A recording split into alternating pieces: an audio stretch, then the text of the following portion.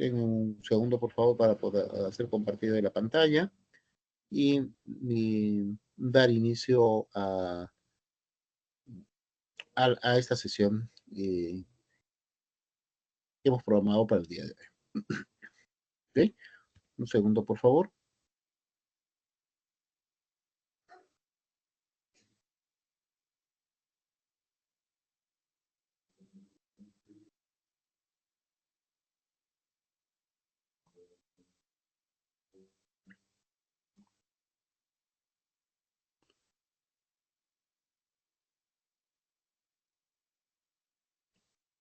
Bien, ¿me confirma si visualiza la pantalla, por favor?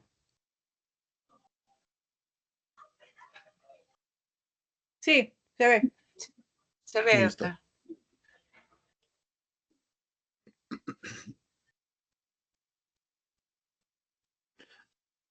Bien, vamos a ver ahora los aspectos que están vinculados con la transformación digital en la administración pública. Y habíamos visto un poco algunos de estos conceptos vinculados a la transformación digital, viendo algunos indicadores planteados por el gobierno sobre los avances en el grado de digitalización. Pero ahora vamos a centrarnos un poco en qué se entiende por la transformación de la administración pública. Entonces, en primer lugar, para comprender este concepto de transformación digital, debemos nosotros preguntarnos primero cuántos y cuáles servicios digitales estamos utilizando diariamente, qué cosa utilizamos diariamente en nuestra vida cotidiana. Y aquí, en la siguiente imagen, vamos a poder identificar una serie de actividades que nosotros realizamos en el día a día constantemente y que están asociados a aspectos elementales de la transformación digital. ¿Qué cosa vemos? Observemos lo que estamos viendo en estas imágenes con detenimiento y vamos a entender algo que ya está en nuestra vida cotidiana, está ya en el día a día y que a nivel gubernamental hay una especie de retraso, de retardo en la adopción de tecnologías, pero que paulatinamente están siendo incorporadas. Entonces, aquí sobre estas imágenes, ¿qué cosa podríamos observar? Eh, ¿Qué servicios están utilizando las personas que se encuentran en en este collage de imágenes?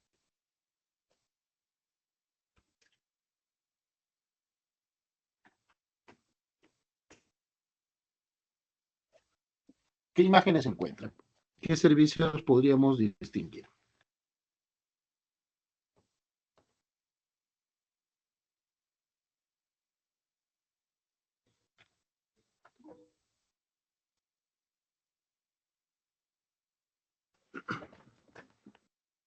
Si ustedes observan, podemos ver, por ejemplo, que el grueso está asociado a, en la primera imagen, por ejemplo, al uso de dispositivos móviles. El uso de dispositivos móviles es una tendencia y hoy en día los dispositivos móviles, el grueso de las personas tienen posibilidad de conectarse a Internet a través de sus dispositivos móviles. Es, por ejemplo, una tendencia significativa. Luego tenemos la segunda imagen que está en la parte superior. Está asociada con el uso de las redes sociales, el uso de cámaras digitales y la interacción en las redes sociales. También es frecuente que se pueda utilizar los servicios digitales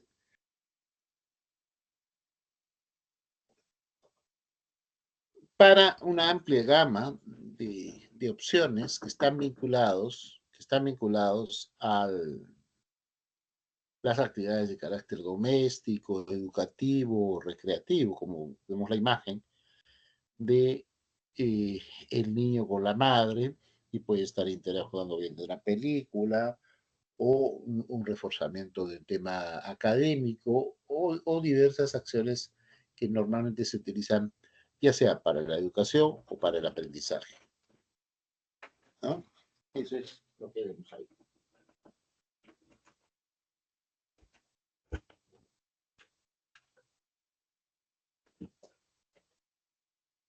En la, en la cuarta imagen, en la parte, en la parte, y, en la parte inferior derecha, vemos que también estos servicios digitales se utilizan para la distracción, para visualizar películas. Ya las películas no solamente se traducen en las películas que visualizamos en la televisión o por los canales de televisión, sino por sistemas conectados como por ejemplo Netflix o eh, los sistemas de cable mágico u otros. Y finalmente vemos igual una interacción. Hay un padre y un niño que están utilizando servicios digitales, con uno conectado al dispositivo móvil, celular, y otro a una tablet. Entonces, como podemos ver, hay una amplia gama de servicios que se utilizan cotidianamente, y eso solamente para poner un referente en imágenes de los servicios que habitualmente estamos consumiendo, estamos utilizando eh, en nuestra vida cotidiana. Entonces, entendiendo esto, entendiendo esta realidad actual, el tema que debemos formularnos es el siguiente. Vamos a ver aquí, un segundo, por favor. Bien, si nosotros nos damos cuenta, somos grandes consumidores de tecnología digital, y la pregunta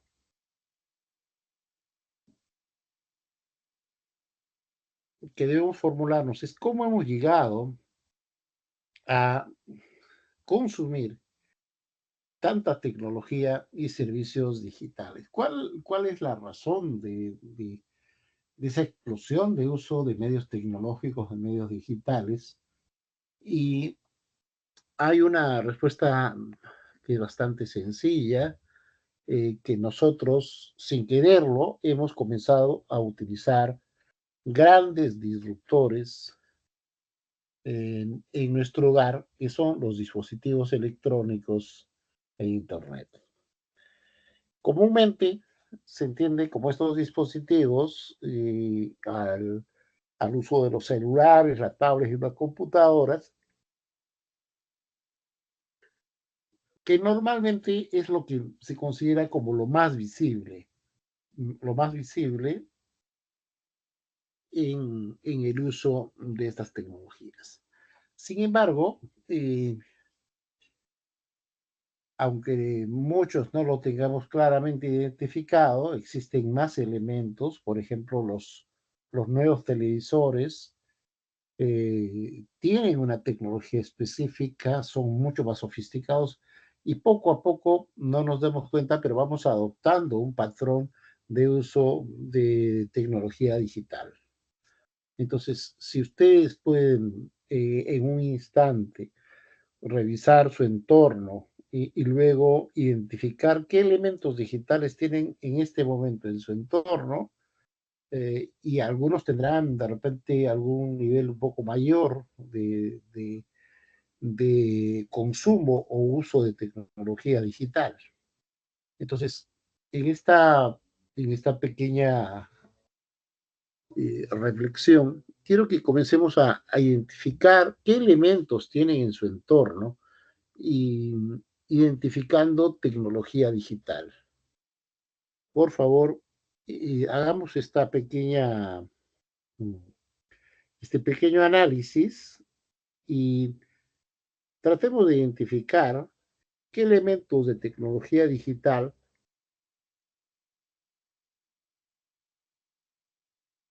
tienen ahora en este momento en su entorno.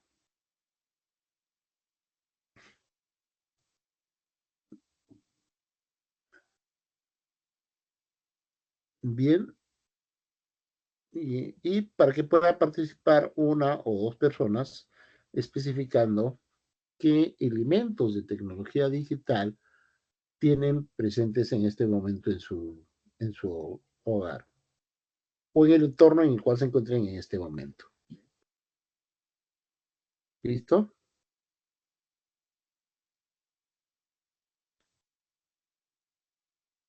Bueno, tenemos, yo uso mucho YouTube, ¿no? ¿Ya? En Internet, básicamente en YouTube, que uso bastante, y mecanismos digitales en la profesión, eh, el aplicativo, el juez te escucha, o entre paréntesis, te escucha, entre comillas, ¿no? Porque a veces no te escucha. Y también los abogados, también el SINOE, ¿no? Son aplicativos del Poder Judicial que, bueno, para mi carrera me sirven, ¿no? Claro, sí, efectivamente. Tienes, por ejemplo, en el caso de los abogados, tienen un entorno. Pero si comienzas a explorar, revisar qué cosa más tienes en tu entorno, de repente te das cuenta de algunos elementos adicionales. Es normalmente lo que trabajas con el sistema de notificaciones, pero, y bueno, y ahí también te das cuenta cómo era antes, ¿no? Si hacemos un recorrido hacia atrás, viendo cómo se realizaba antes del SINOE las comunicaciones, eh, es un paso interesante. ¿Podrías comentarnos, por favor, cómo era antes del SINOE? Mm. Bueno, antes del SINOE, uno tenía que presentar todos los escritos de manera presencial, física, ya hacer su cola y también, también las notificaciones, había que comprar cédulas de notificación también de manera física, había que ir al Banco de la Nación a también hacer la cola, ¿no? Y después hacer también otra cola para presentar el escrito, de ahí esperar a que lleguen a la casilla física todas las notificaciones que había, ¿no? Las resoluciones, los autos, los decretos, todo eso. Sí, eso era.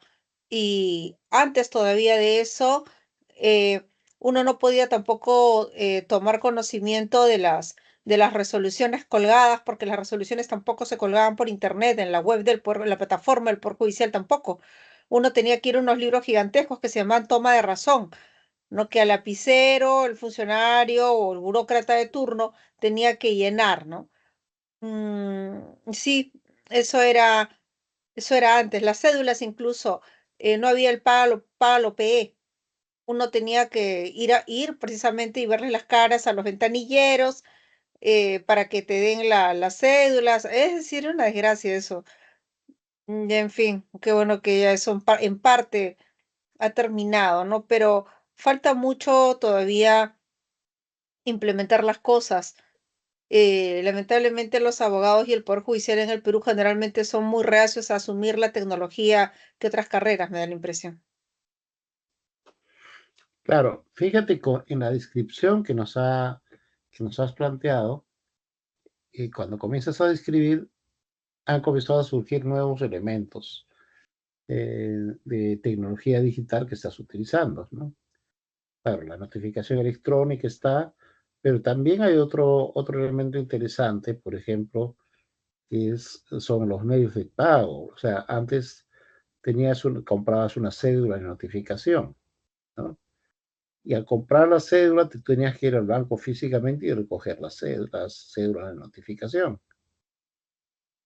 En ese caso, por ejemplo, es un cambio significativo, porque ahora, por un lado, la cédula, esa cédula física y que la comprabas y todo, se ha cambiado a una notificación electrónica, ¿no? Es un cambio sustancial. Otro elemento es el medio de pago. Tú ibas al banco a hacer el pago, recoger las cédulas, etcétera. Hoy día eso se ha cambiado. Tú también puedes hacer el pago en línea. ¿Cómo efectúas el pago actualmente para estos sistemas? Ya no utilizas el pago por cédula, ¿cierto? Ujú. No, pues uno entra, paga lo PE del Banco de la Nación. Entonces, en Pago P, si uno tiene Visa o tarjeta de débito, simplemente ingresa ciertos datos en el correo electrónico y ahí sale el código, el Pago P, cuando dice qué cosa vas a pagar, y hay varias entidades del Estado.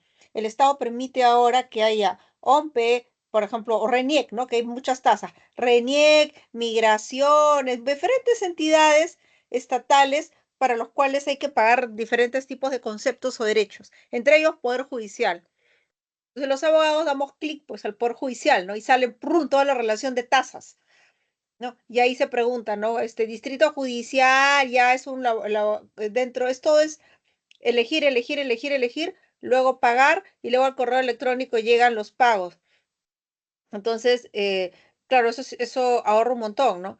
Y eso se anexa, ya Pero hay cuando estás que. hablando de tarjetas, Claro, es que efectivo no, pues, o sea, el sistema de pago López es un medio de pago, ¿no? Electrónico, de alguna manera, ¿no? Porque te permite, o uno exacto, paga con tarjeta débito, con crédito o con Yape, pero no, ya no hay dinero físico. Entonces, uno hace las transacciones. Para llegar a eso, uno tiene que tener cuentas en los bancos, ¿no? Y ahí inmediatamente se expiden las constancias. Entonces, ya no es necesario obviamente ir hasta el banco y quedar a merced del criterio del funcionario público que él decide a ver, o el ventanillero bancario que él decidirá pues cuál es el código del arancel que te toca, ¿no? Uno mismo ya lo ve. Y sí, esos son los mecanismos que hay en lo que es al menos pago, ¿no? No se ha suprimido el concepto tradicional, gente que si alguien quiere hacerlo de la manera antigua, lo hace. Pero decía que Pablo P es una herramienta que permite pagar electrónicamente para ganar tiempo, ¿no? sí, efectivamente. Claro, fíjate con la descripción que haces y con la interacción comienzas a ver, y por eso siempre es importante el paso hacia atrás para ver cómo era antes, porque comprendes esa evolución y también comprendes los cambios que han habido, ¿no?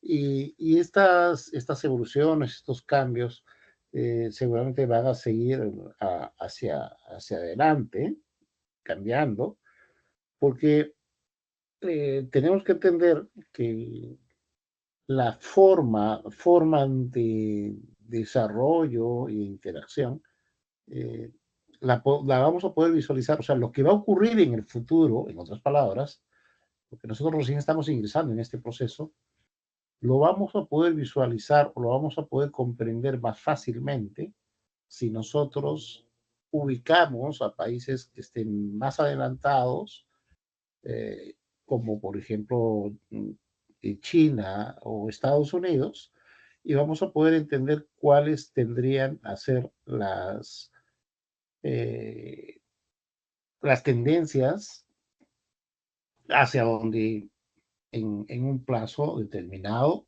posiblemente nosotros también lleguemos. O sea, porque todo lo que estamos viendo en realidad en el Perú ya se ha experimentado en otros países. Por ejemplo, hoy día tenemos en Lima al menos el crecimiento vertical de las edificaciones.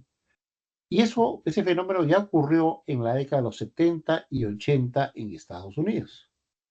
Fíjate, nosotros estamos 40 años después iniciando un proceso similar al que tuvo Estados Unidos hace más de 40 años, ¿no?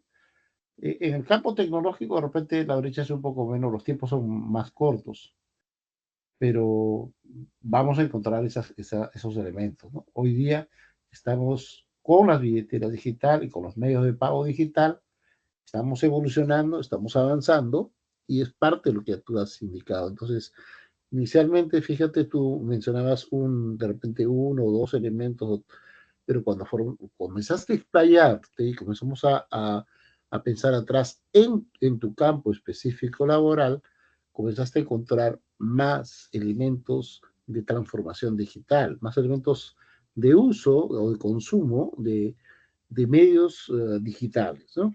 Y esto es sumamente interesante. ¿Ok? Bien, alguien que pueda participar y que haya tenido también alguna visión sobre cómo hemos ido evolucionando, cambiando en estos casos, cómo hemos ido adoptando tecnología digital.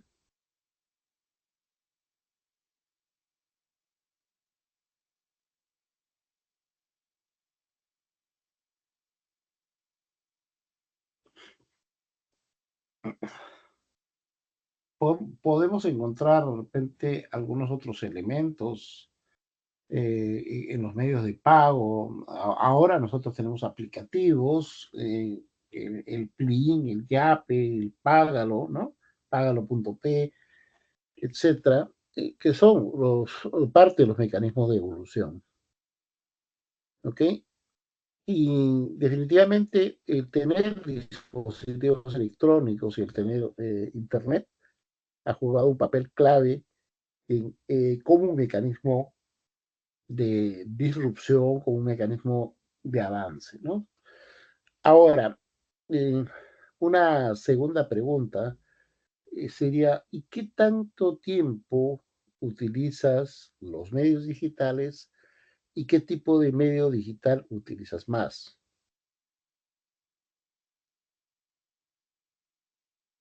Por ejemplo, eh, puedes hacer referencia al Internet. ¿Qué tipo de Internet utilizas? ¿Utilizas Internet conectado por cable fijo o móvil? ¿Y qué dispositivo utilizas? Y más o menos una estimación de seguramente laptop o PC o celular. Y con cuál de estos dispositivos permaneces conectado más tiempo?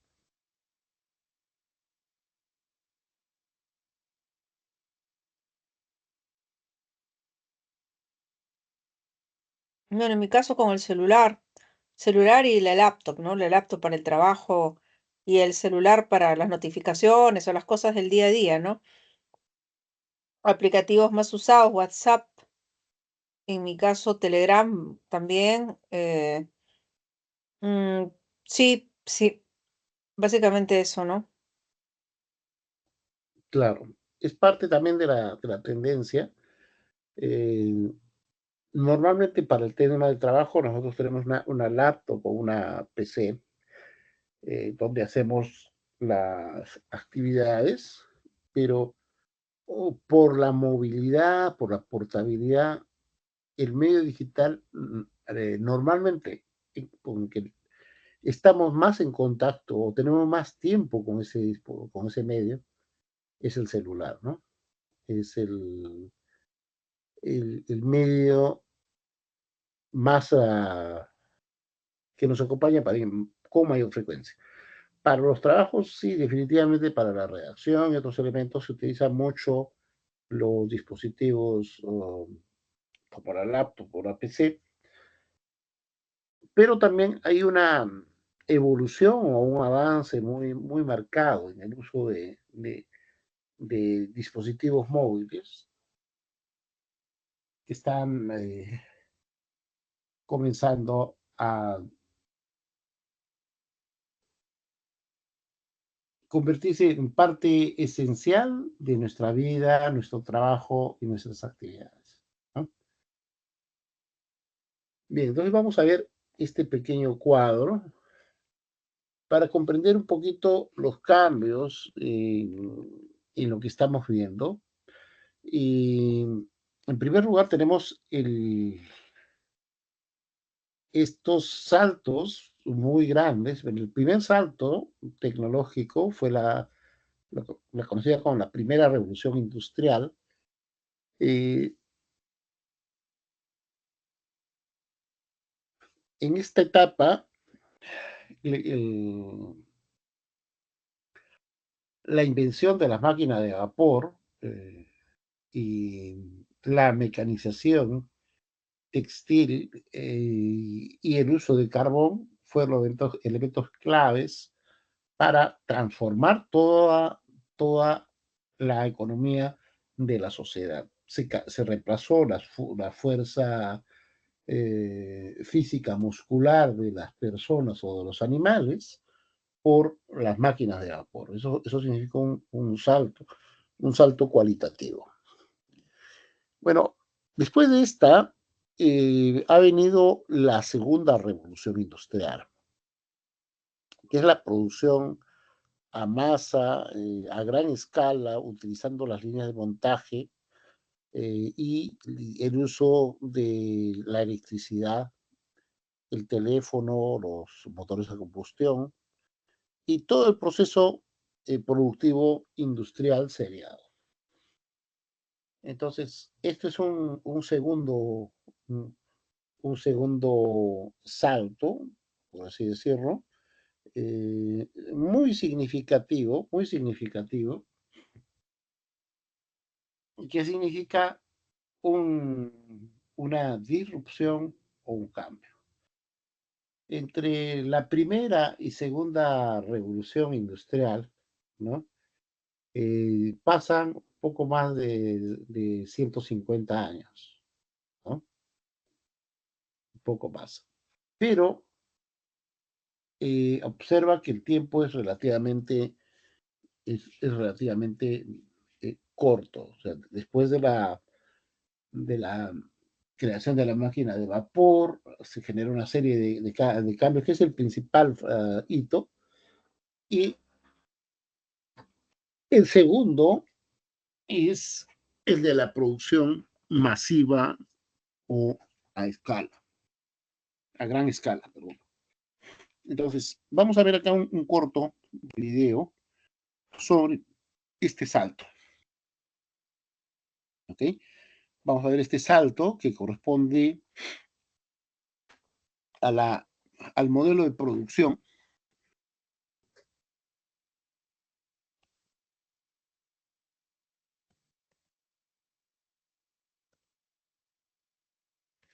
que uno de los elementos clave o el modelo de este sistema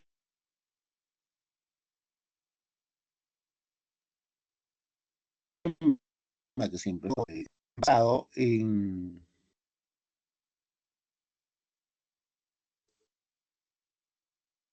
la producción de los autos impulsado por Henry Ford, que fue uno de los pioneros en la implementación de la producción masiva o a gran escala, utilizando el,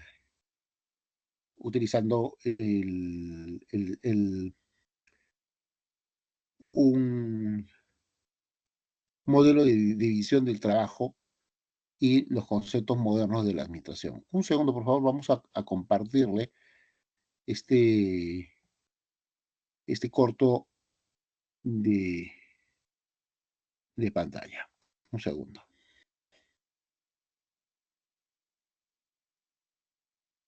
¿Listo? ¿Me confirman, por favor? No, no se ve. Un segundo. Vamos a ver acá. Ya, ¿me confirman ahora, por favor? ¿Qué es ClickUp? No, ClickUp es un software de no, no productividad. se ve, no se ve.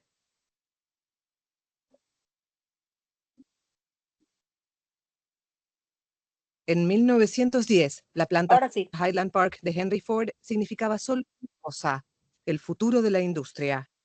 Conocido como el Palacio de Cristal por su techo traslúcido, al establecimiento llegaban materiales en tren y se distribuidores a través de estos contenedores. Pero la verdadera revolución vino después. El 7 de octubre de 1913 se unió todo. Hubo una metamorfosis y nació la cadena de montaje en movimiento. Cambió la forma de fabricar autos. En estos corredores, hoy vacíos, el chasis del Ford T era remolcado entre cientos de trabajadores, cada uno con un pequeño movimiento. Así, mano de obra no calificada podía reemplazar el trabajo antes reservado para expertos artesanos.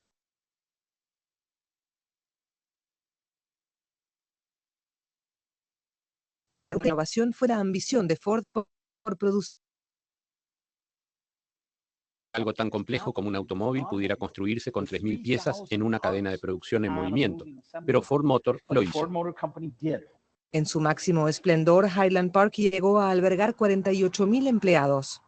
La producción en serie permitió aumentar la cantidad de autos fabricados al día, que pasó de 10 a 1.000. Con este método, Ford removió los cimientos de toda la industria, desde la producción de alimentos hasta el rubro de la electrónica. Hoy, en la planta de ensamblaje de Michigan, nuevos avances tecnológicos permiten que menos empleados produzcan más autos que en toda la historia. Y no solo eso, desafiando el tradicional color negro que Ford prometió mantener, aquí la variedad cromática es amplia. Además, en una misma línea de producción se ensamblan distintas versiones de Ford Focus, desde un deportivo hasta los modelos híbridos eléctricos. Si Henry Ford pudiera viajar en el tiempo y ver esto, se sentiría muy orgulloso de la fuerza de trabajo y de lo que hemos hecho con el proceso de fabricación. Pero si Ford viajara en el tiempo, también notaría que en lugar de miles, solo se necesitan 500 empleados por turno. Su innovación abrió empleos bien remunerados a las masas no calificadas, pero hoy, la automatización parece haber despedido para siempre la época dorada de la industria del automóvil.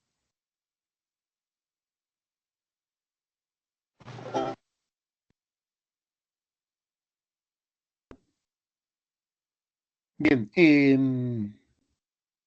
eso es un poco para que podamos comprender el impacto que tuvo esta segunda revolución. Bueno, la primera definitivamente cambió la producción artesanal, pero la segunda cambió los cimientos del modelo productivo que nosotros lo entendemos ahora. En la tercera revolución, es incluso de la que nos habla Toffler, el uso de la tecnología, de la electrónica y la informática. Esta se ha producido hace muy poco tiempo. Esta tiene un poco más de 40 años, ¿no? Y es la que comienza a irrumpir, a cambiar todos los procesos, ya no con la automatización industrial, sino con el uso de la informática, los cálculos, los procesamientos. Las cosas que antes eran mucho más complejas son cambiadas con esta nueva tecnología, que es la informática, y el uso generalizado de electrónica y de las telecomunicaciones. Si pensamos cómo eran antes las comunicaciones, antes de la irrupción de la tecnología, y el uso de los teléfonos, el uso de las máquinas, el salto de las máquinas de escribir a las computadoras, por ejemplo, el salto del teléfono fijo al teléfono inalámbrico, a los celulares, son parte de estos procesos disruptivos que comienzan a dinamizar muchísimo más la, la adopción de tecnología. Entonces, y hoy día, la cuarta revolución industrial es en la que están convergiendo las tecnologías digitales, físicas y biológicas, y estas están impulsadas por la inteligencia artificial, el Internet de las cosas, la realidad virtual, las impresiones 3D y la nanotecnología y otras tecnologías emergentes. O sea, si en la época de Ford se caracterizó por un proceso de producción masivo a gran escala, hoy día con la automatización, con el desarrollo de nuevas tecnologías casi podemos decir que la producción masiva o a gran escala, si bien es cierto, sigue, se ha vuelto tan sofisticada la producción que prácticamente podría tener producción customizada o personalizada, avanzando muy rápido, ¿no? Nosotros recién estamos sintiendo el impacto de esta tecnología, recién estamos comenzando a aprender su forma de funcionamiento, pero esta ya tiene varios años en difusión y varios años en, en adopción por parte de otros países, ¿no? Estamos rezagados por cerca de 4 años en la adopción de estas tecnologías. Y si bien es cierto, esos 4 años ya nos parecen más cercanos, porque recordemos que muchas de las cosas nosotros las hemos adoptado luego de 30, 40 años o 50 años después. Sin embargo, en tecnología, en informática, en tecnologías emergentes, 4 años significan bastante tiempo, porque cada año o cada medio año se están generando cambios significativos en el uso de la tecnología. Quisiera saber sobre este cuarto punto, sobre esta cuarta revolución industrial, que nosotros estamos en plena efervescencia. ¿Cuáles, si ustedes ya han tenido experiencia, ya se han vinculado con alguno de estos elementos, por ejemplo, de las tecnologías, del uso de inteligencia artificial, el Internet de las cosas, la realidad virtual, la impresión de 3D, nanotecnología o tecnologías emergentes? ¿Cuál ha sido su experiencia, si alguno de ustedes ha estado en contacto con alguna de estas tecnologías?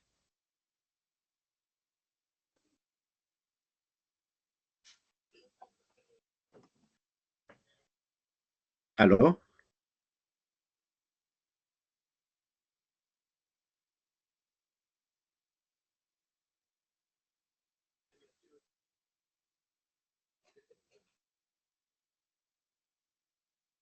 Mirta, ¿has tenido alguna aproximación con esas tecnologías?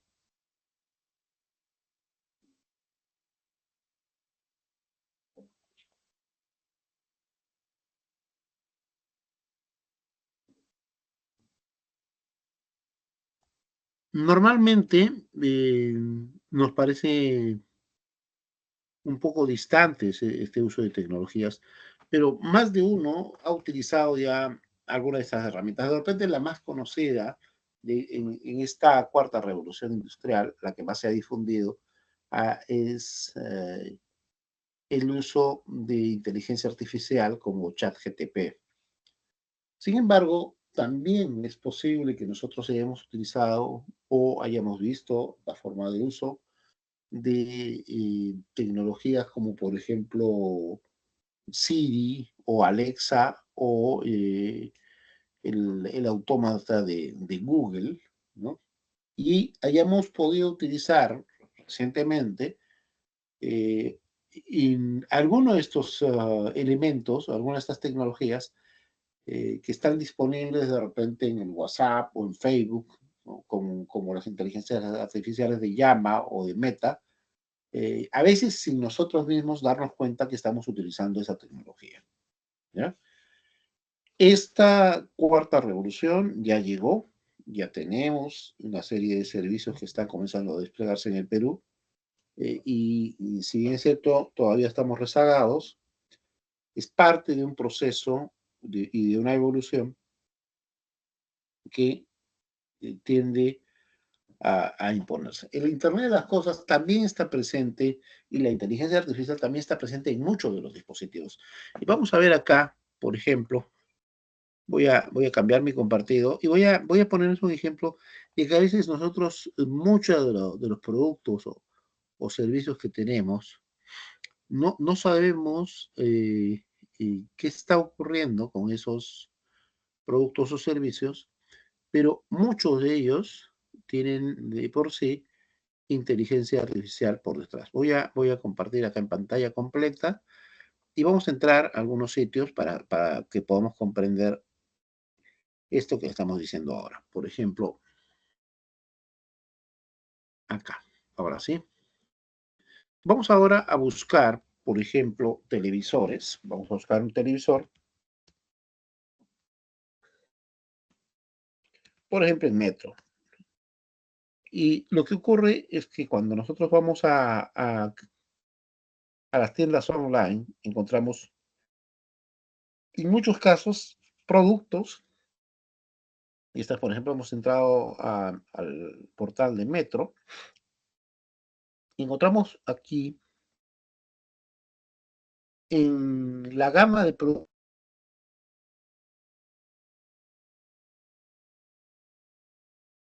que están haciendo falta, encontrar algunos eh, eh, elementos en nuestra búsqueda. Bien, vamos a ver también paralelamente en Falabella, indistintamente para ver cuál carga primero. ¿Ok? Entonces tenemos acá estos productos que están cargando,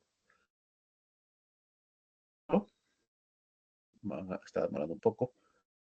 Y vamos a ponerle que sí, para que nos deje mostrar todo. Y también tenemos a esos televisores de la tienda de Falabella, que vamos a verlos acá. Y a veces nosotros tenemos dentro de nuestro hogar televisores con tecnología, por ejemplo, todos estos son televisores smart. Y cuando nosotros comenzamos a entrar a ver las características de los equipos, por ejemplo, muchos de estos que estamos entrando, tienen ya incorporados elementos, en muchos casos, de Internet de las cosas, ¿no? Por ejemplo, vamos a entrar por ejemplo, a este dispositivo y, y lo mismo vamos a hacer con Falabella. Tenemos acá, ya hemos ingresado y podemos ver acá diversos televisores que están en oferta, por ejemplo, y podemos entrar a uno de ellos y para ver las características que tiene. Vamos a entrar a este que es uno de los más económicos para poder identificarlo. Y nos vamos a dar cuenta de una sorpresa, posiblemente. Y aquí tenemos elementos, por ejemplo, el sistema operativo, que estamos utilizando el sistema operativo Tizen. Tenemos este, que tiene producto. Y normalmente estas son las referencias que tenemos del producto. Podemos ver algunas fotos y bueno, esto es lo que nos muestran generalmente. ¿Ya? Por ejemplo, acá, este es elemento, nos está mostrando las características, puede trabajar acá, fíjate, acá este tiene eh, el uso de elementos de inteligencia artificial y tiene también internet. Conecta y controla tus dispositivos, tiene un sistema de Internet de las cosas aquí incorporado, ¿no? Entonces, normalmente no encontramos mayores detalles o no nos damos cuenta de esos pequeños detalles que nos están especificando que ya los productos comunes de uso doméstico tienen incorporados elementos de Internet de las cosas y de inteligencia artificial dentro de muchos productos, ¿no? Por ejemplo, aquí este nos da un indicador de que tiene control remoto solar, controla a los dispositivos conectados al televisor, puede tener diferentes elementos, controla la luz natural y artificial, o sea, se está conectando a diversos elementos y utiliza sensores y otros elementos para poder manejarlos y controlarlos, ¿no? Y eso es un equipo normalmente común y corriente que está disponible en los principales centros comerciales. Lo que ocurre es que nosotros pensamos que ahora estos televisores, por ejemplo, tipo Smart, que son televisores inteligentes y que muchos de ellos ya tienen incorporado tecnología de inteligencia artificial, Internet de las cosas, pensamos que son únicamente televisores bajo el concepto del televisor común que nosotros tenemos habitualmente, que es para ver televisión y de repente para conectarlo por cable. ¿Ok? Tenemos este otro, por ejemplo, igual, cuando vemos las especificaciones, bueno, nos ponen acá especificaciones básicas, el voltaje y todo lo demás, pero cuando comenzamos a revisar, nos vamos a dar cuenta de algunas diferencias de repente. ¿Sí? Estas tienen Wi-Fi, y tenemos acá algunas especificaciones básicas, que no tenemos todas las especificaciones técnicas del producto, o sea, son especificaciones básicas, estadísticas comunes, se cuenta con puertos, pero lo más importante de estos productos no se encuentran en la parte física, sino en la parte lógica y en el uso de tecnología que están realizando. Este es, por ejemplo, un producto común. ¿Ok? Vemos acá, es un televisor Samsung con estas características, pero frecuentemente no nos muestran el detalle de todas las características del producto. Vamos a buscar, por ejemplo, vamos a buscar este otro producto, por ejemplo, y, por ejemplo, este tiene algunos otros elementos, pero cuando vemos las especificaciones técnicas, veremos lo clásico, o sea, la descripción, o sea, el sistema de venta.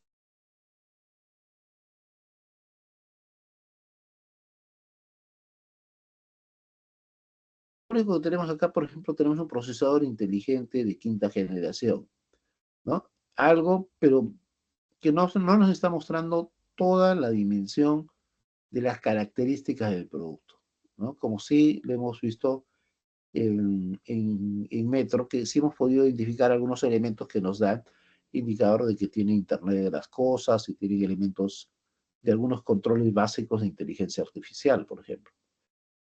Entonces, es muy común que nosotros encontremos ahora en los nuevos productos y tecnología que nosotros desconocemos que está presente en ese dispositivo. Es como cuando tenías por primera vez la computadora y habías salido de tu uso de la máquina de escribir y tenías la computadora, y el uso que le daban a las computadoras era para escribir, pero casi se repetía lo que hacías en la máquina de escribir. No le dabas el uso, el potencial exacto a tu computador. Eso es lo que está ocurriendo actualmente.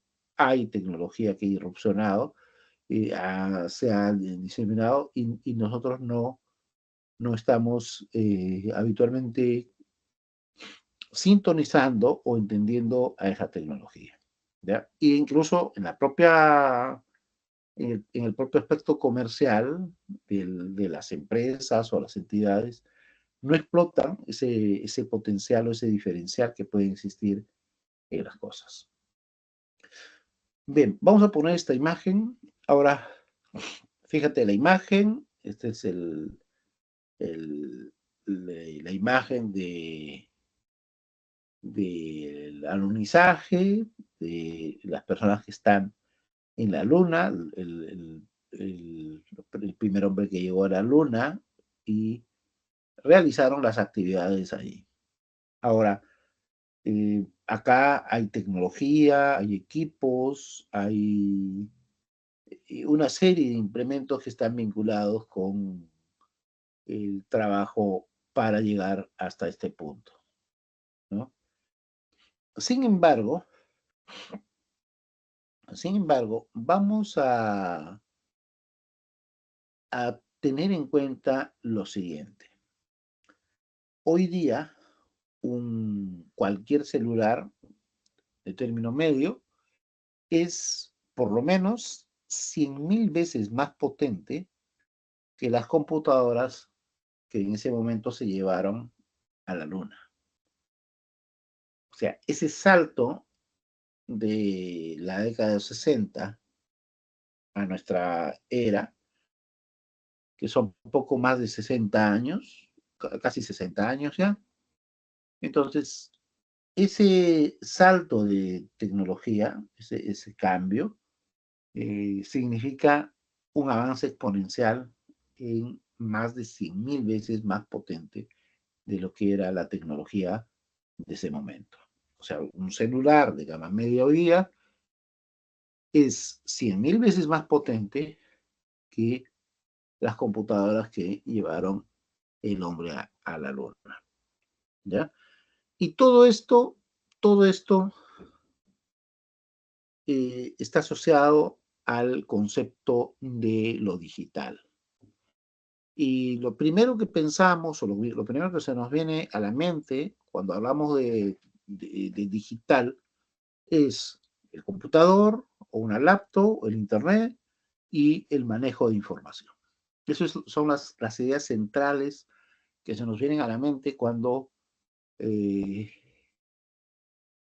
nos referimos al concepto digital. Entonces, pensar en digital en estos tiempos nos lleva a pensar en diversos tipos de tecnologías, como por ejemplo lo que vamos viendo ahora. O sea, antes, hace 20 años o 30 años atrás, pensar en digital era fundamentalmente tener una computadora, y si tenías una laptop era súper fantástico porque solamente las personas con mucha capacidad económica podían tener hace 20, 25 años atrás computadoras, o sea, laptops, perdón, laptops. En los inicios de los 90, la gente que tenía una computadora, y si tenía una computadora a color, era una persona que tenía mucho dinero. Era sinónimo de tener opulencia. Luego, a inicios del 2000, el que tenía una laptop era un top y tenía mucho poder adquisitivo.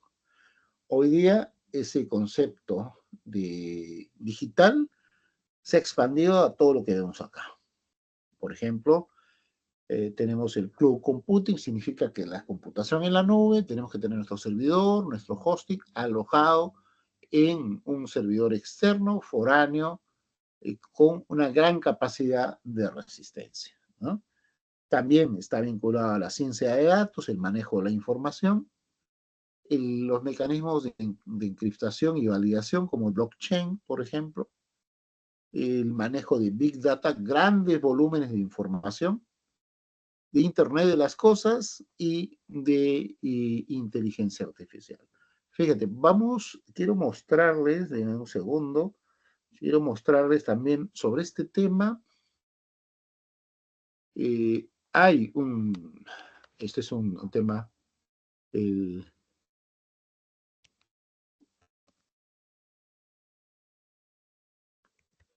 denme un segundo, voy a compartir aquí. Este es un tema muy, muy interesante que voy a compartir con ustedes para que lo puedan visualizar. Un momento, por favor.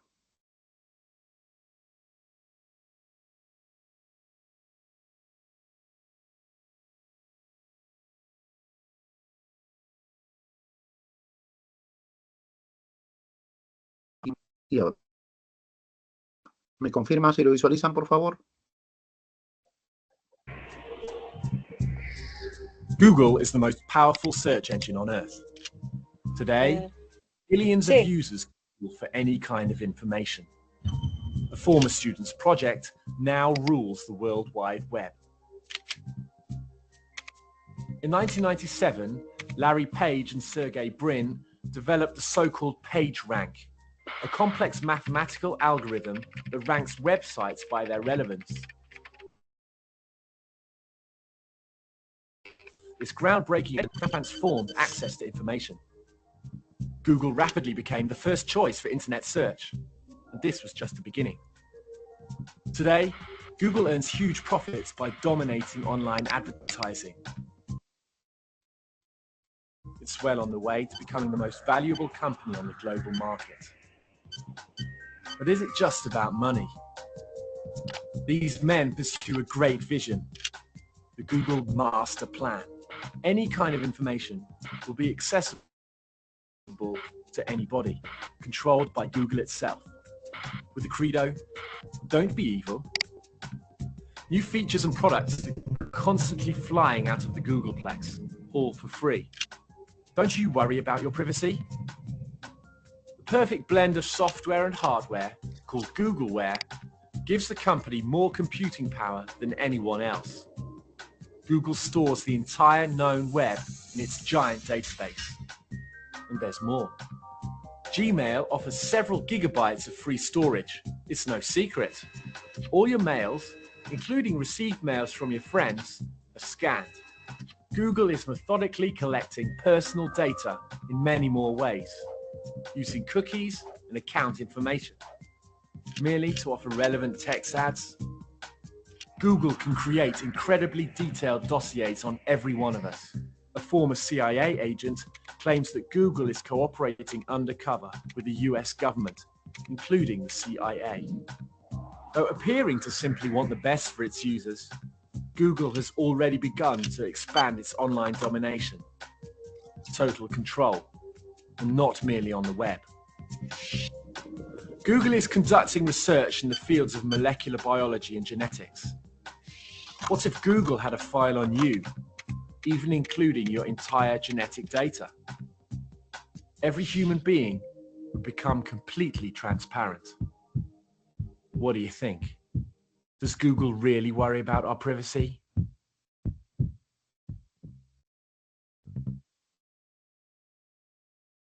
Bien, este punto está asociado con el manejo de la Big Data. Uno de los elementos claves para el desarrollo de Google y de su estrategia de Google es el manejo de la Big Data. Son grandes volúmenes de información que te permiten tener precisión sobre lo que ocurre. Hoy día Google a nivel global tiene muchísima más información de lo que ocurre en los países que los propios gobiernos. Google, con su sistema de Google Maps, por ejemplo, tiene mapeado casi todo a nivel de los países. Puedes ver negocios, carreteras, tránsito, etc. Y las empresas de tecnología utilizan los dispositivos móviles para generar Big Data y luego procesar esa información en grandes volúmenes y sacar grandes tendencias. En los dispositivos móviles, por ejemplo, existe un equipo que se conoce como GPS. Es un elemento que permite la ubicación de las personas en base a su latitud y longitud. Es en un plano, tipo un plano cartesiano. Pero también los dispositivos, sobre todo a partir del año 2015, el grueso de los dispositivos tienen un elemento que se conoce como giroscopio, que te permite identificar dónde estás ubicado, pero en 3 dimensiones. Y analiza la longitud y la latitud. Es como un plano, pero también te permite identificar a qué altura en promedio estás en relación al plano de superficie. Es decir, por ejemplo, podrías con esta tecnología afinando, podrías identificar si una persona está en el piso 10 o en el piso 15 o en el primer piso. Esa precisión en esas tecnologías y el manejo volumétrico permite, por ejemplo, que cuando la gente utiliza estos dispositivos, esos vehículos, y la información de la data del vehículo, del desplazamiento, que normalmente tenemos un Google Maps, un Waze, se conectan con su servidor, manda la data a ese servidor y automáticamente obtiene información, y eso lo traduce en lo que nosotros después nos llega a los equipos. O sea, son nuestros equipos los que están proveyendo la información, sobre el tráfico y si el tráfico está muy pesado o el tráfico está ligero. Son nuestros dispositivos móviles que están generando la data, enviándolo a los servidores y ellos con el mapeo y la ubicación con GPS pueden identificar si una zona está concentrada, hay mucho o poco tráfico en función a la información que mandan nuestros propios celulares. Esto es esencial porque con esa información se toman decisiones. Ahora, imagínate esta información, por ejemplo, cuando los vehículos están desplazándose y el vehículo tiene giroscopio, el vehículo se desplaza, va a tener pequeños saltos, por ejemplo, en forma vertical. Esos centímetros de salto que tiene identifican baches, identifican pistas en mal estado, ¿no? Y esa información masificada permite a las empresas proyectar, por ejemplo, desgaste de líquido de frenos, de los propios dispositivos de los frenos, permite identificar las llantas, o sea, cuánto sí se van a gastar más o menos las llantas en función de los saltos o los baches, de los muelles, y sacan estimaciones. Con esa volumétrica gigante que tienen, pueden sacar estimaciones y aproximaciones de necesidad de repuestos, de mantenimiento, etcétera, etcétera, con esta información. ¿Y quiénes le proveemos la información? Nosotros con nuestros dispositivos móviles, ¿no? Sobre todo con los nuevos dispositivos que tienen incluido giroscopio. Muchos de nosotros no sabemos absolutamente si tienen o no tienen, pero eso está presente en los dispositivos. Eso es el manejo de Big Data. Ese video que les puse de Google, del Master Plan de Google, es más o menos del año 2007 o 2008, para que entiendan que ya desde esa época Google estaba trabajando con esa tecnología y con esos mecanismos para generar información volumétrica y para poder procesarla y poder ver tendencias, ¿no? El Internet de las cosas es otro elemento que ha avanzado a pasos agigantados también. Es otra de las grandes tendencias. También ya está presente en nuestros hogares y es parte de otra tendencia.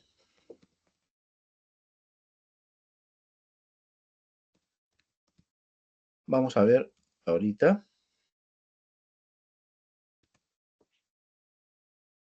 Vamos a ver este pequeño corto para que veamos este tema.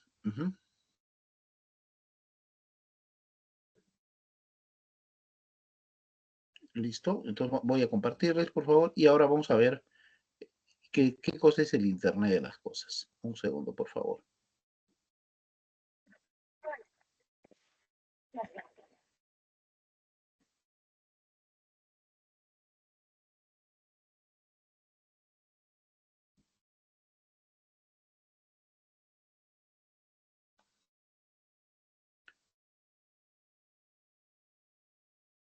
Semanas. Acompáñenme a conocer cómo volver su casa inteligente y ser la envidia de sus amigos cuando de tecnología y dispositivos móviles se habla. ¿Se imagina vivir en una casa inteligente? Sin duda, cuando hablamos de una casa hiperconectada, traemos a nuestra cabeza a la famosa serie Futurama. Hoy en día hay infinidad de opciones que permiten a los usuarios tener el control de su hogar con tan solo un clic, facilitando así la automatización de diversas tareas. Lo anterior se debe gracias a una tecnología denominada el Internet de las Cosas, que básicamente describe una red de objetos físicos o cosas que llevan incorporados sensores, software y otras tecnologías con el fin de conectarse a a intercambiar datos a través de Internet. Actualmente en el mercado existen alternativas que llevan tecnología de punta a dispositivos antes inimaginables como una nevera, una lavadora o incluso aires acondicionados. Entre los posibles escenarios está la programación remota de ciclos, el uso de inteligencia artificial para identificar comportamientos como por ejemplo la disminución de consumo energético cuando se abren las neveras en repetidas ocasiones y mucho más. Lo anterior sin duda trae consigo también una responsabilidad social y cambios en los hábitos de consumo. De hecho, según el International Data Corporation, se estima que para el 2025 hayan cerca de 80.000 dispositivos conectados a Internet. ¿Cómo se imagina vivir en una casa totalmente tecnológica?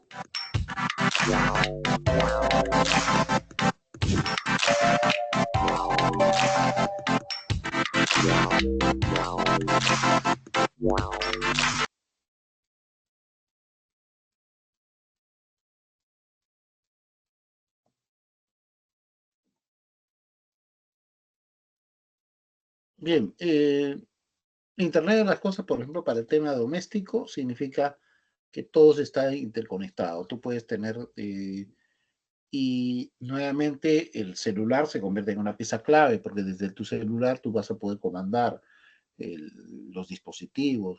Dejaste de repente la cocina prendida, y esa cocina está controlada con los dispositivos de Internet de las cosas. Desde tu dispositivo móvil puedes indicarle o darle la orden para que apague la cocina, por ejemplo. O si dejaste prendido el televisor o algún otro elemento, vas a poder controlarlo en forma remota. O te va a indicar, por ejemplo, eh, algunos elementos que puedan estar ocurriendo en tu domicilio, y te puede lanzar algunas señales de alerta o alarma, por ejemplo. Esas cosas antes eran impensadas. Te olvidaste de algo, pues tendrías que volver a tu hogar para corregir si, por ejemplo, dejaste algún elemento prendido o alguna de estas cosas, ¿no? Te puede servir como alarma, como conector, como verificador, como sensores integrados ahora. Los edificios hoy en día, por ejemplo, para ahorrar muchas cosas, utilizan sensores, elementos que son controlados utilizando sensores, se reportan a un ordenador, y este ordenador, en base a los parámetros, va tomando decisiones o acciones, ¿no? Pero todo esto funciona con una conexión a Internet. Por eso se comienza a convertir en un elemento esencial el manejo de Internet. Y la inteligencia artificial es otro de los elementos disruptivos. Normalmente la inteligencia artificial se está restringiendo mucho solamente a la inteligencia artificial generativa, pero la inteligencia artificial va más allá que solamente la generación de contenidos como con ChatGPT. O sea, puede ir muchísimo más. Si a la inteligencia artificial se la enlaza con las redes o se la enlaza con dispositivos, bajo determinados parámetros que nosotros le damos, la inteligencia artificial puede controlar y puede ejecutar las mismas acciones que nosotros haríamos con el manejo de los dispositivos. Le doy, por ejemplo, un parámetro para que apague o prenda las luces, los equipos, o para que ejecute una determinada acción, y conectado con estos dispositivos que tienen sensores, la inteligencia artificial se alimenta de esa información y puede tomar decisiones en base a los parámetros que nosotros le demos. O sea, es decir, llegaría a controlar los equipos de nuestro domicilio. Eso, por el temor todavía de cómo se podría propagar la inteligencia artificial si tuviese canales abiertos para interconectarse, todavía ese campo no se está explorando, pero eso es parte del futuro, ¿no? La inteligencia artificial también se puede utilizar para la prevención del delito, ¿no? Ahora, hoy en Lima, por ejemplo, hemos tenido un día complicado,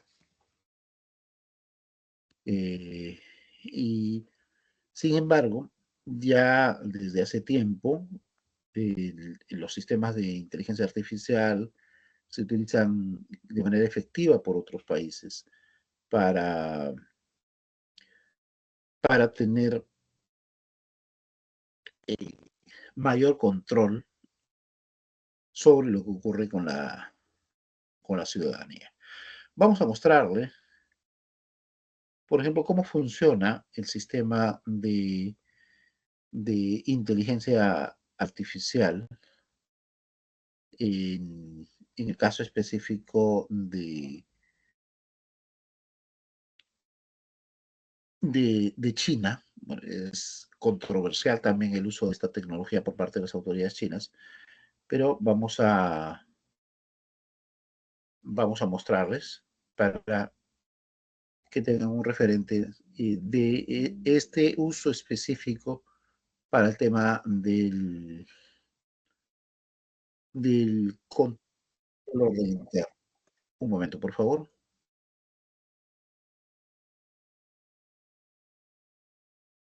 ¿Me confirma si visualizan en la pantalla, por favor?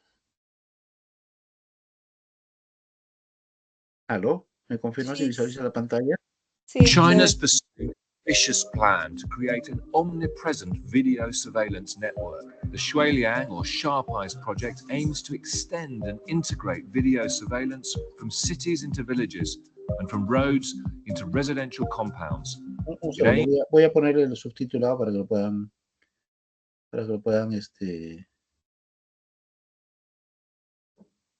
visualizar completo. Un segundo.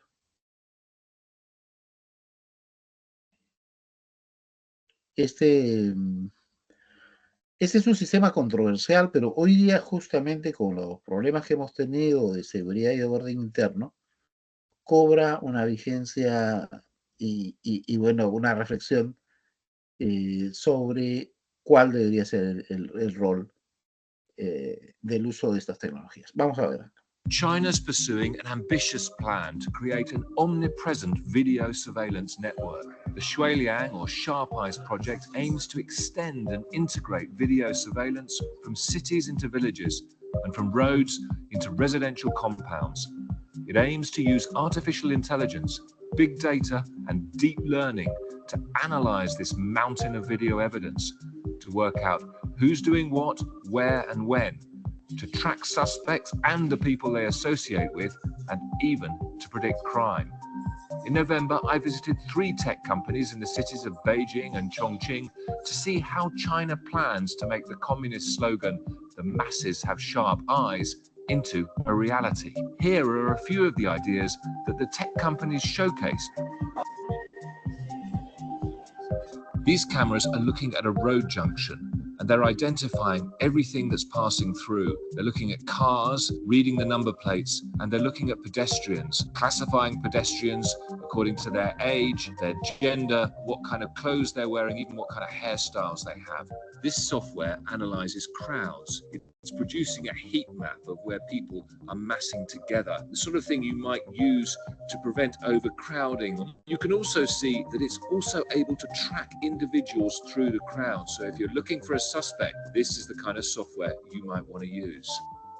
Here we can see 2 cameras picking faces out of the crowd, comparing those faces to a national database of suspects, of wanted men and women. The police then look at the matches that are flagged and see whether they think that's someone they're looking for. They can then swoop in to potentially arrest or question the person that the cameras have identified.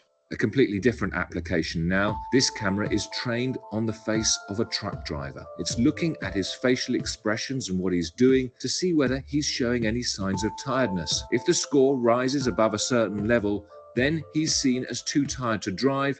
His company will be alerted. They'll give him a call and tell him to take a rest. The Sharp Eyes project has already been rolled out in more than 50 cities. So far, the tech doesn't quite match the ambition, but experts agree that facial recognition is improving fast and is a technology of the future. Concerns are being raised about whether the system will be used in China to unfairly target ethnic minorities or be used as a way to crack down on dissidents and activists. But in the tech startups that I visited, the young elite staff seemed cheerfully unaware of those kind of concerns.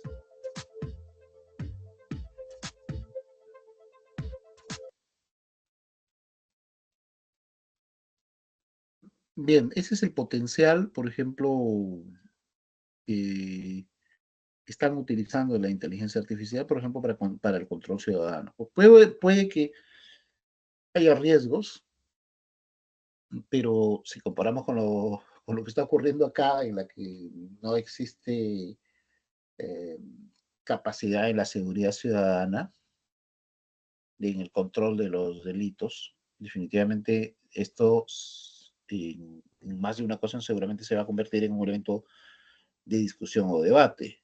O sea, hasta qué punto esta tecnología puede convertirse en un elemento para frenar la ola delictiva que tenemos. Algunos cuestionarán que el uso puede tener otras repercusiones, pero de inicio puede servir para identificar y rastrear rápidamente a los criminales y a los delincuentes, ¿no? Sin embargo, estamos centrados más de repente en el uso de inteligencia artificial como inteligencia artificial generativa, y no lo que hemos visto es inteligencia artificial de reconocimiento visual, por ejemplo, ¿no? Es inteligencia artificial también, pero con otras características y otra connotación. ¿Ok?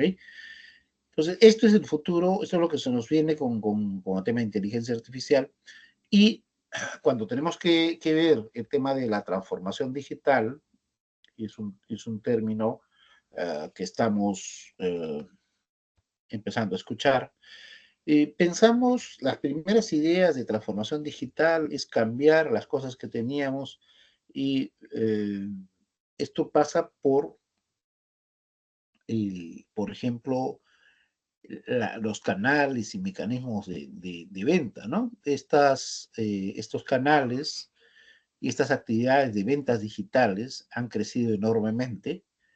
En el 2021, por ejemplo, tuvieron un crecimiento exponencial del 60%. Y esto se debió también a situaciones o coyunturas que nosotros hemos pasado. Hemos pasado la época de la pandemia. Entonces, ¿qué ha ocurrido?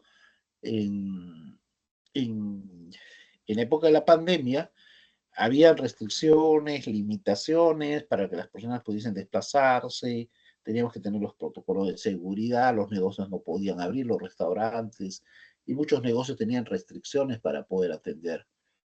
Y bueno, todo esto, todas estas restricciones impulsaron que los negocios digitales, las ventas por Internet, se disparasen en forma exponencial. Antes de la pandemia, los negocios esperaban a los clientes, o sea, el cliente tenía que ir a nuestro punto físico y comprar, pero la pandemia generó un cambio de paradigma, y precisamente los negocios que pudieron entender la lógica del mercado y encontraron oportunidades en los elementos digitales, y el resultado fue el incremento en las actividades de comercio electrónico. ¿Ok? Entonces aquí vamos a tener algunos elementos rápidos que vamos a ir manejando. Vamos a ver qué países son referentes o tienen los referentes más altos en el uso de tecnología. De ahí vamos a ver a Estonia, Corea.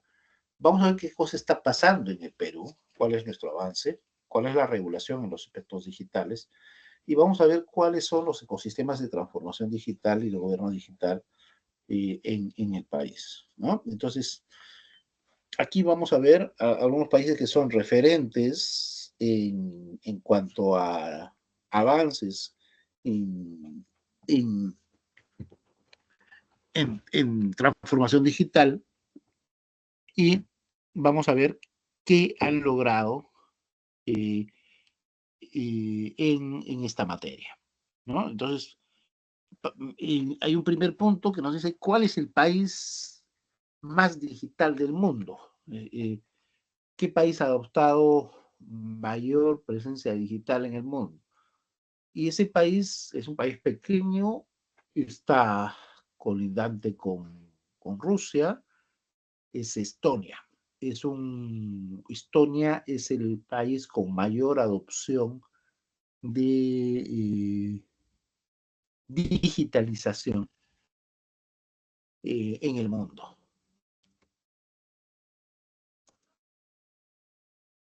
Entonces, es un referente o es un modelo de país digital. Es considerado como un referente de país digital. uh, y vamos a ver qué cosas han hecho, ¿no? Entonces, Estonia tiene un gobierno digital al servicio de los ciudadanos. Es uno de los primeros que adoptó el, el modelo de servicio digital al ciudadano para acceder a los servicios. O sea, tú, a diferencia de una oficina física que tiene un horario de atención, que en el mejor de los casos te atiende de las 9 de la mañana hasta las 4 de la tarde, ¿no? En cambio, a través de los servicios digitales, tú puedes atender las 24 horas del día, los 7 días de la semana, totalmente a través de Internet. Y para ello es clave, un elemento clave fue la adopción de firma digital, con sellado de tiempo garantizados por el Estado. Esto permite que el Estado pueda comunicarse con las personas y proporciona también a los ciudadanos un acceso fácil a sus datos y puede comprobar de que no se utilicen incorrectamente los datos que tienen, ¿no? En esto se basa precisamente el modelo estoniano, el de Estonia, para lo que es transformación digital, ¿no?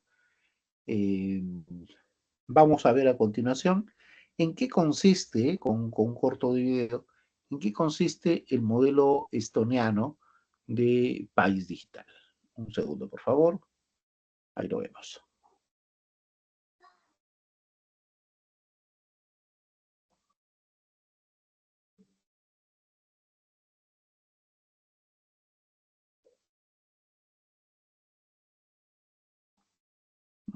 Un segundo, estoy cambiando el compartido para que lo podamos visualizar.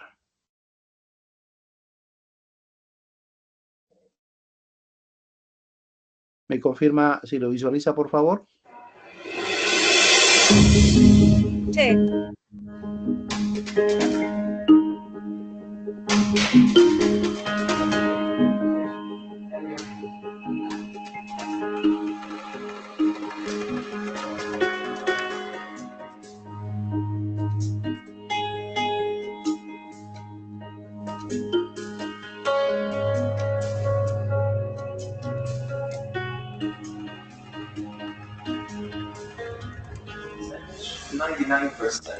Of all the services that involve an interaction with the public administration in Estonia are available online. Well, the main ingredients, I think the biggest thing, and I'll just say one thing, is basically willingness to do things differently. We have had a lot of benefit and luck from leadership, including political one, who've been willing to try things out, trust engineers, try technology and new sort of technological opportunities out. We try to really bring our services to the next level, and in that sense get rid of even interactions between governments and companies and people.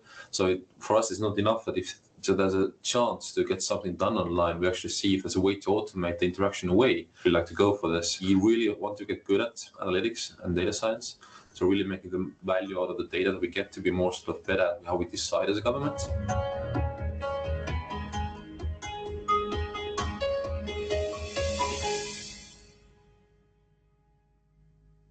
Digital doesn't have borders, and blockchain doesn't have borders, so nations digitally shouldn't have borders, open them globally, and bring more investments, more tourism. So today, e-residence gives you that digital identity, which helps you to remotely run your company. Within a day, you have everything set up, and the next day you can already invoice your customers.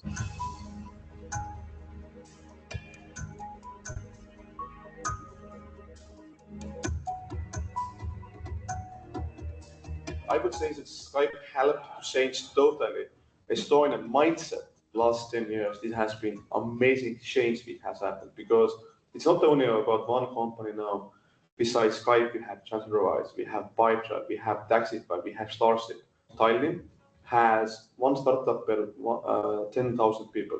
So this is should be one of the highest per capita in the world.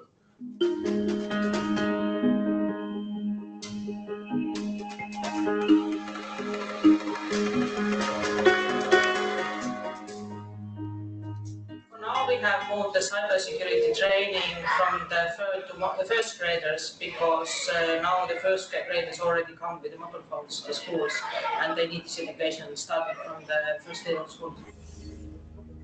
Technology overuse is not that problematic as in schools we are focusing on creating stuff. Technology overuse is usually what the parents are facing, that the students are really bored and they collapse to the mobile phones. We have to speak more with each other, we have to play games, we have to look what each other are doing and discuss things, and then there's no overuse.